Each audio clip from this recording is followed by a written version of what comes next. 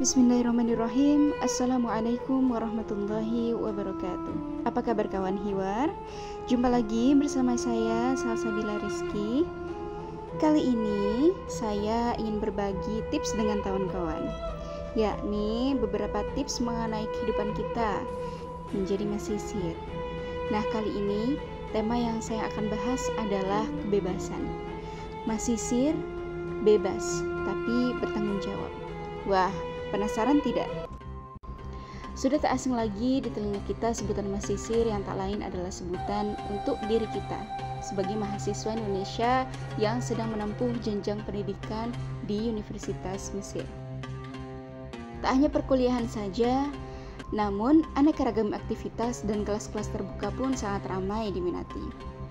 Di samping itu, kita sebagai mahasiswa juga dapat memiliki banyak sekali kebebasan seperti halnya berpikir, bersikap, bersosialisasi, pengembangan potensi dalam diri, serta kita juga memiliki kebebasan dalam menentukan masa depan sebagaimana yang akan ditempuh nantinya.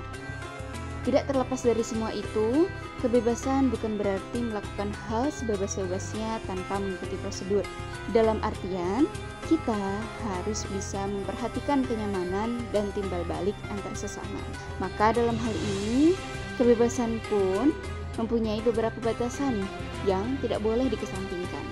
Yang pertama, dalam hal berpikir.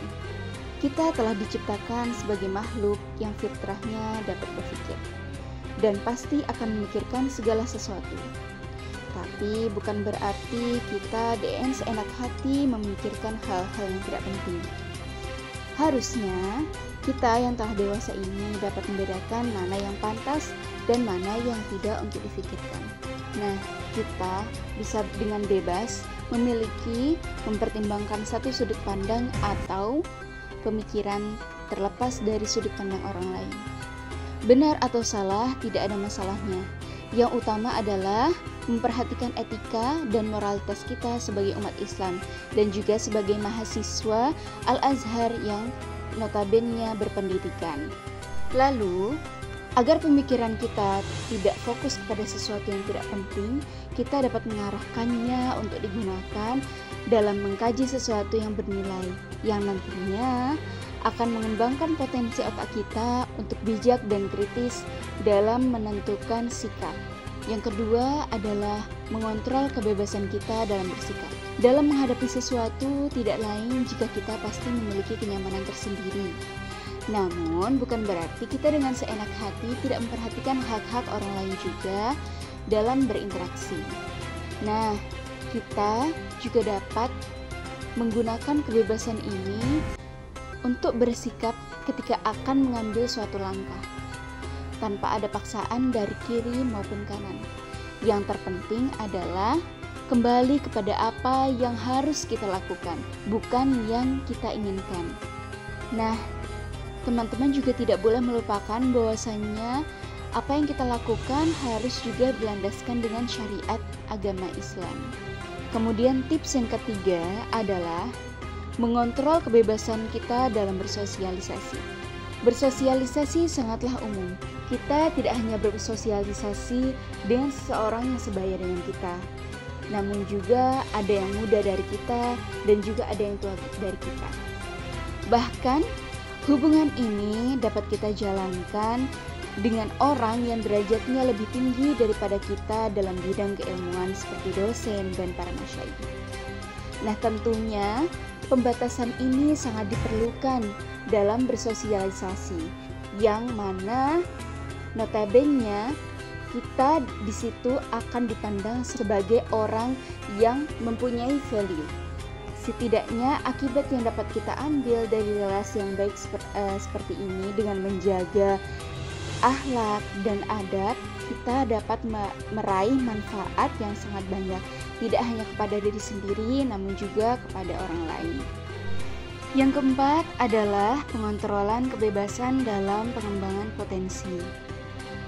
Nah, sejatinya manusia diciptakan memiliki kemampuan yang berbeda-beda satu sama lain. Maka dari itu, Al-Azhar telah menyediakan kita wadah untuk menggali sebanyak-banyaknya potensi yang kita miliki. Nah, walaupun kita mendapatkan banyak sekali kebebasan untuk menentukan soft skill mana yang akan kita pilih, kita juga harus membatasi ekstrakurikuler yang tidak kita butuhkan. Karena apa? Karena nantinya hal itu akan menjadi tantangan yang lebih berat bagi kita. Dan juga hal tersebut bisa menjadi penghalang kita untuk menjalankan kewajiban kita di perkuliahan. Saking banyaknya soft skill yang ingin kita gali, maka hendaknya kita memilih 1 atau 2 ekstrakurikuler yang dapat kita seriusi dan kita dalami dengan betul-betul, sehingga nantinya hal itu akan membawa banyak manfaat. Dan yang terakhir, setelah kita mendapatkan 4 kunci tadi, kita akan bisa leluasa menentukan masa depan seperti apakah yang akan kita ambil nantinya. Nah, bagaimana teman-teman? Semoga apa yang saya sampaikan ini nantinya akan dapat membimbing kita semua agar menjadi mahasiswa yang lebih baik dari sebelumnya. Karena banyak dari kita yang tidak memperhatikan kekurangan-kekurangan kecil atau kesalahan-kesalahan kecil yang tidak sengaja kita lakukan. Baiklah, sekian dulu hanya ini yang bisa saya sampaikan. Wabillahi taufiq wal hidayah, wa ridha wal inayah. Wassalamualaikum warahmatullahi wabarakatuh.